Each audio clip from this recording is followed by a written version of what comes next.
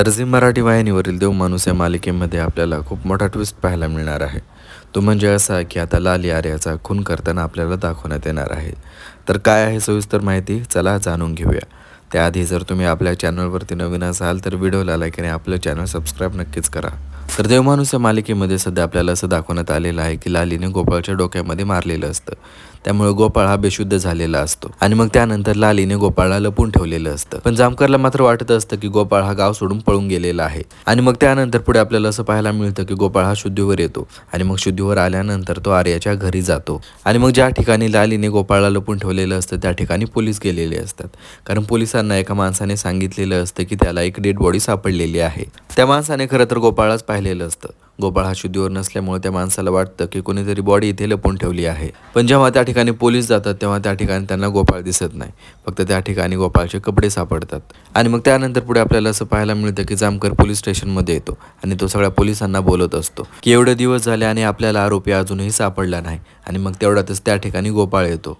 आणि मग हा भाग इथे संपवतो. आणि मग त्यानंतर पुढच्या भागामध्ये आपल्याला असं पाहायला मिळतं की गोपाळ त्याच्या घरी येतो. आणि मग घरी आल्यानंतर लालीला गोपाळच्या कपड्यातून तुपाचा वास येतो. आणि मग त्यानंतर लालीला समजतं की गोपाळ आर्याकडे जाऊन आलेला आहे. आणि मग त्यानंतर लाली स्वतःशीच म्हणते की आता आर्याला संपवावं लागेल. आणि मग त्यानंतर लाली आर्याला मारण्यासाठी जाते. म्हणजे एकंदरीत पाहता आपल्याला आता लाली आर्याला मारताना दाखवण्यात येणार आहे. पण या मालिकेमध्ये दाखवण्यात येणारी जी लाली आहे ती प्रेक्षकांना बिलकुलच आवडलेली नाही. आणि त्याचबरोबर जामकरचे पात्र सुद्धा प्रेक्षकांना आता आवडत नाही. कारण लाली आणि गोपाळ हे सारखंच खून करत आहेत, पण जामकरला मात्र एकही पुरावा त्याच्या हाती लागलेला नाही. बरेच जण असं म्हणत आहेत की या मालिकेमधलं जामकर हे पात्र काढून टाकायला पाहिजे. कारण या मालिकेमध्ये जामकर हा पोलीस असून काहीच फायदा नाही. कारण आतापर्यंत त्याच्या हाताला एकही पुरावा लागलेला नाही.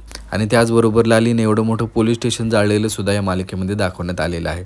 तरी सुद्धा जामकरच्या हाताला काहीच लागलेलं नाही. आणि त्याचबरोबर या मालिकेमध्ये दाखवण्यात येणारे आजीचे पात्र सुद्धा आपल्याला काही खास दाखवले जात नाही. देवमाणूस या मालिकेच्या पहिल्या आणि दुसऱ्या भागामध्ये आजीची एक वेगळीच ओळख होती. तिचे वेगळे डायलॉग आपल्याला पाहायला मिळायचे. पण देवमाणूस या मालिकेच्या मधल्या अध्यायामध्ये आपल्याला तसं काय पाहायला मिळत नाही. गोपाळ आणि लालीला बोलताना आजीकडे कोणतंच कारण नसतं, तरी सुद्धा आजी मध्येच गोपाळ आणि लालीला बोलते. पण देवमाणूस या मालिकेच्या पहिल्या आणि दुसऱ्या भागामध्ये असं काय पाहायला नव्हतं मिळत. त्या मालिकेमध्ये प्रत्येक गोष्टीसाठी आपल्याला कारण दाखवलं होतं. जसं की या मालिकेमध्ये माधुरीचा खून लालीने केलेला आहे हे आपल्याला दाखवण्याआधी आजीचा स्वभाव लालीबद्दल वेगळा दाखवण्यात आलेला होता. पण जसं आपल्याला दाखवलं की लालीने माधुरीचा खून केलेला आहे त्यानंतर आपल्याला आजीचा स्वभाव हा माधुरीबद्दल बदललेला दाखवण्यात आला. तर असं काय आपल्याला या मालिकेमध्ये दाखवण्यात आलेलं आहे.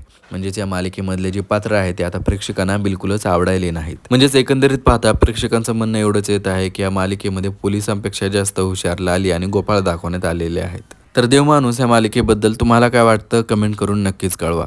त्याचबरोबर जर तुम्ही आपल्या चॅनलवरती नवीन असाल तर व्हिडिओला लाईक आणि आपलं चॅनल सबस्क्राईब नक्कीच करा. धन्यवाद.